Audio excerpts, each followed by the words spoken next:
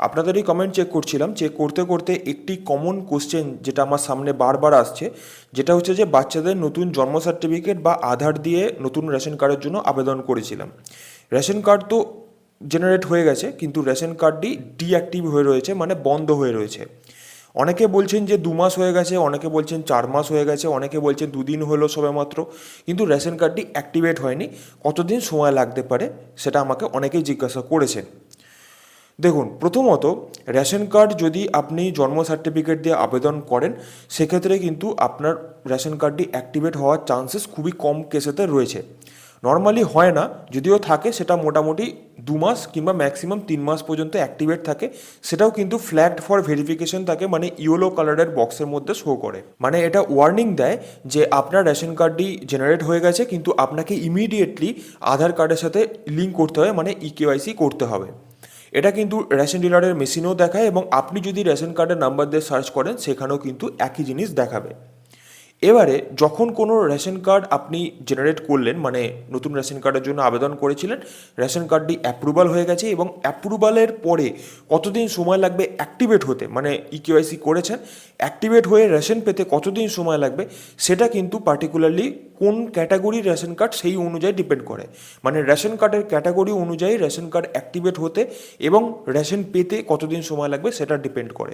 এবারে এখানে বলে রাখি যে যদি আপনি বাচ্চাদের নতুন রেশন কার্ডের জন্য আবেদন করতে চান অনলাইনে, তাহলে অবশ্যই আমার পার্টিকুলার এই ভিডিওটি দেখে আবেদন করে নিতে পারেন। ডিসক্রিপশন বক্সে বা আই বাটনের লিঙ্ক দেওয়া রইলো, সেখান থেকে দেখে নেবেন। এবারে আবেদন হয়ে যাওয়ার পরে কতদিন সময় লাগে অ্যাপ্রুভাল হতে এবং কতদিন সময় লাগে রেশন পেতে, সেটা একটু জেনে নেওয়া যাক।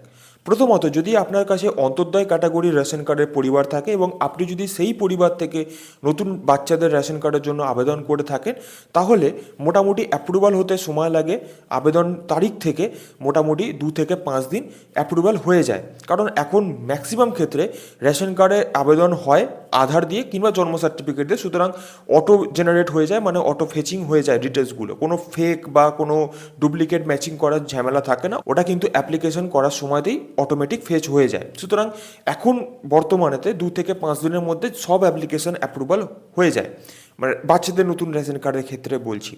যাই হোক, এবারে অ্যাপ্রুভাল হয়ে তো গেল, কিন্তু রেশন পেতে দেখুন, অন্তর্দয় ক্যাটাগরিতে নতুন রেশন কার্ড হলো কিংবা কোনো রেশন কার্ড বন্ধ হয়ে গেল, সেটা কিন্তু কোনো ম্যাটার করে না। কারণ অন্তর্দয় ক্যাটাগরিতে পরিবারগত রেশন পাওয়া যায়, মানে আপনার পরিবারেতে একজনের রেশন কার্ড ছিল, আপনি কোনো বাচ্চার নতুন রেশন কার্ড করলেন, সেক্ষেত্রে 2জনের রেশন কার্ড হলো, কিন্তু রেশন আপনি একই পাবেন, আপনি আগেও যা পেতেন এখনও তাই পাবেন, কোনো বাড়তি বা কমতি থাকছে না। ওকে, কিন্তু ওই একই জায়গাতে যদি আপনার কাছে পিএইচএইচ ক্যাটাগরির রেশন কার্ড থাকে, তাহলে অ্যাপ্রুভাল হতে মোটামুটি 2 থেকে 5 দিন সময় লাগছে, কিন্তু রেশন পেতে আপনার রেশন কার্ডটি অ্যাক্টিভ হতে মোটামুটি 1 বছর, কমপক্ষে 1 বছর থেকে সর্বোচ্চ 2 বছর পর্যন্ত সময় লাগতে পারে। এবং ওই একই রকমভাবে যদি আপনার কাছে এসপিএইচএস ক্যাটাগরির রেশন কার্ড থাকে, তাহলেও মোটামুটি অ্যাপ্রুভাল হতে 2 থেকে 5 দিন সময় লাগে অ্যাপ্লিকেশন ডেট থেকে, এবং তারপরে অ্যাপ্রুভাল হয়ে যাওয়ার পরে মোটামুটি কমপক্ষে 1 বছর, সর্বোচ্চ 2 বছর পর্যন্ত সময় লাগতে পারে রেশন পাওয়ার জন্য।